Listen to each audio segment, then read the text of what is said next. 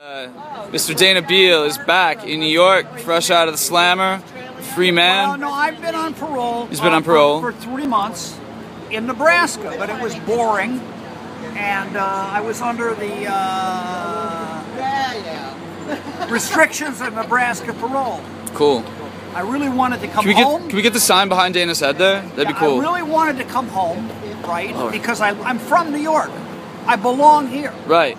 But also, you know, because it's a big city, they're not going to like have as many onerous conditions right on the parole as they did in Nebraska. Right.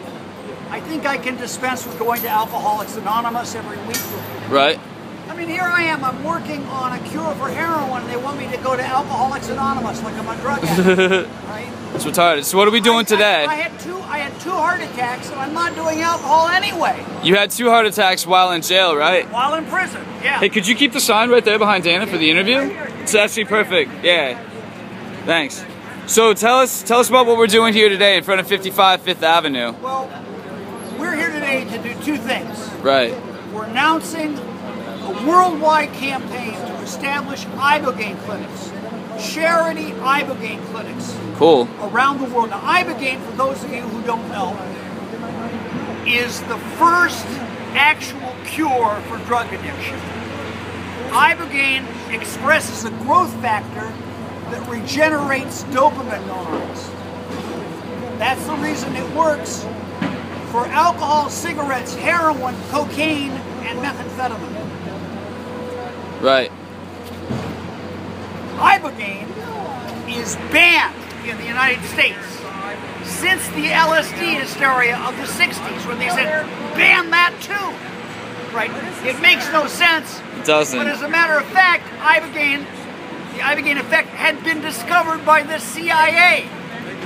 Fascinating. In the 50s, as part of MK Ultra.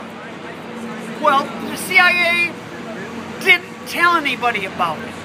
Perhaps because the CIA was dealing drugs, but you know, we never gave up the fight.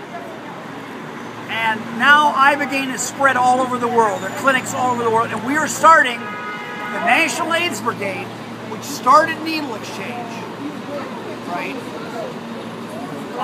Is starting in the third world, in a number of countries, clinics to bring ibogaine to the country, you know, to countries where they have no effective treatment for heroin whatsoever, no effective treatment for like methamphetamine or cocaine, and we're going to like bring it to places like Kabul, Afghanistan, Kathmandu, Nepal, Dar es Salaam, Tanzania.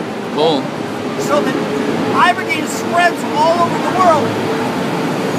Right. And we shame the United States government into making it available here. It's a great campaign. Here he is. So, what's the significance of this building, 55 Fifth Avenue? The guy works. That, like, you know. And who is like Brad Gordon? Brad Gordon is the guy who gave us a bridge loan. For? When we bought the building, we were forced to buy the building. This is just for the viewers who don't know what's going on. Right. I'm just trying to set the story. See, remember, we started the ibogaine project at number 9 Bleecker Street. Number 9 Bleecker Street. That's what this is all about. We decided it ought to become a museum. Yeah. Because it was a Yippie building for 40 years. Right? Right. And it ought to become the Yippie Museum. She's doing her protesting.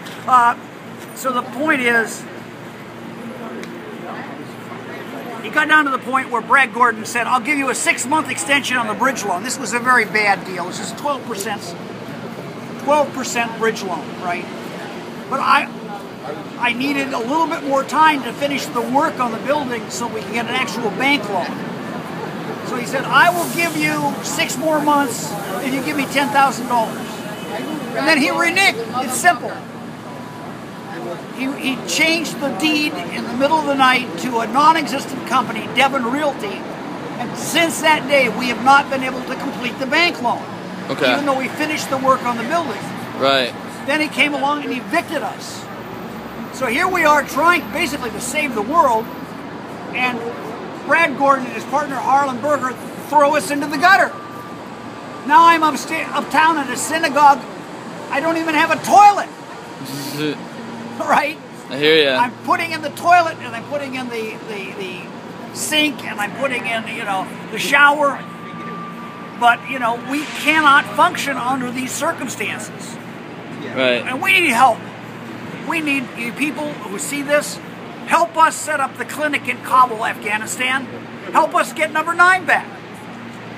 So that we can go back to, like, having our headquarters. Right on. And once we have our headquarters, we have our space, we can organize more movements and more actions more effectively. I mean, basically, what happened? When Occupy Wall Street was kicked out of Zuccotti Park, where did they go? 9 Bleecker. Number 9 That's Bleecker. where I went.